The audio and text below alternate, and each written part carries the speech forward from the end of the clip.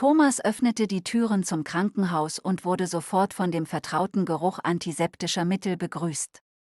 Es war ein regnerischer Morgen in Berlin, aber in den Fluren des Krankenhauses herrschte bereits reges Treiben. Thomas ging direkt zur Umkleide, zog seine Arbeitskleidung an und machte sich bereit für den Tag. Seine erste Aufgabe war die Übergabe von der Nachtschicht. Claudia, die Nachtschwester, berichtete ihm von den aktuellen Zuständen der Patienten. Thomas nickte und machte sich Notizen. Er fühlte sich verantwortlich für das Wohl seiner Patienten und wollte sicherstellen, dass er alle Details kannte. Kaum hatte die Übergabe geendet, klingelte sein Pieper. Ein Notfall. Thomas eilte zur Notaufnahme. »Was haben wir?« fragte Thomas, als er ankam. »Autounfall. Schädel-Hirntrauma und multiple Frakturen«, antwortete Dr. Müller. Thomas sprang in Aktion. Er half beim Anlegen von Infusionen, kontrollierte Vitalfunktionen und unterstützte das Ärzteteam, wo er konnte. Nach einer stressigen Stunde stabilisierten sie den Zustand des Patienten genug, um ihn in den OP zu bringen. Kaum war dieser Notfall versorgt, wandte sich Thomas den regulären Aufgaben zu.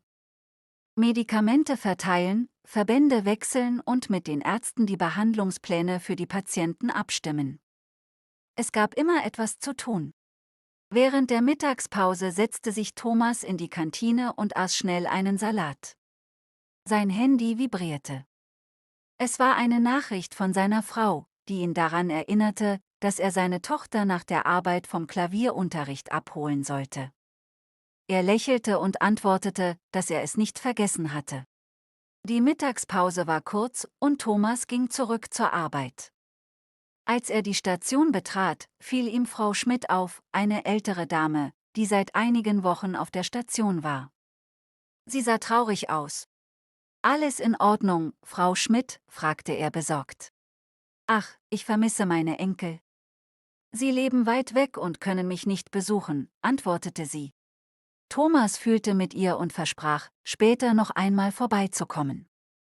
Er wusste, dass neben der physischen auch die emotionale Gesundheit seiner Patienten wichtig war. Am Nachmittag gab es noch einen weiteren Notfall. Ein Kind hatte eine schwere allergische Reaktion. Thomas war schnell zur Stelle. Er half dabei, das Kind zu stabilisieren und sicherzustellen, dass die richtigen Medikamente verabreicht wurden. Als der Arbeitstag sich dem Ende neigte, ging Thomas noch einmal zu Frau Schmidt. Er hatte in der Zwischenzeit mit der Familie gesprochen und ein Videotelefonat arrangiert. »Schauen Sie mal, wer da ist«, sagte er und zeigte ihr das Tablet mit den lächelnden Gesichtern ihrer Enkel. Frau Schmidt strahlte und Thomas wusste, dass er etwas Gutes getan hatte. Er fühlte sich zwar erschöpft, aber auch erfüllt. Es waren die kleinen Dinge, die den Unterschied machten. Schließlich war es Zeit für die Übergabe an die Abendschicht.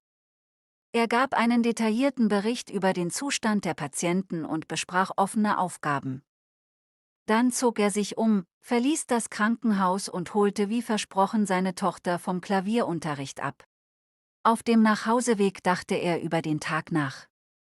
Es war anstrengend und stressig gewesen, aber auch erfüllend.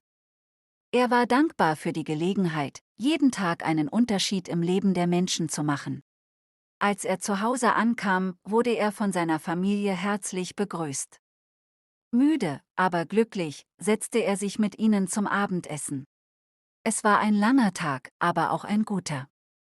Und morgen würde ein neuer Tag mit neuen Herausforderungen und Möglichkeiten beginnen.